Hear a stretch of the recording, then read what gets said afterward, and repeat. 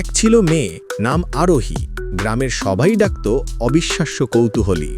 তার স্বপ্ন ছিল পাহাড়ের কোলে লুকিয়ে থাকা গান গাওয়া পাথর খুঁজে বের করা। এক ভোরে লাল শাল আর জল ভরা কলসি নিয়ে সে রওনা দিল জঙ্গলের পথে। পথে দেখা পেল এক সাদা প্যাঁচার, বনস্পতি, বনের জ্ঞানী আত্মা। বনস্পতি বলল, পাথরের পথে আছে ভুলে যাওয়া কুয়াশা, যেখানে ঢুকলে সবাই ভুলে যায় কেন এসেছে। সে আরোহীকে দিল একটি রূপোর ঘণ্টা।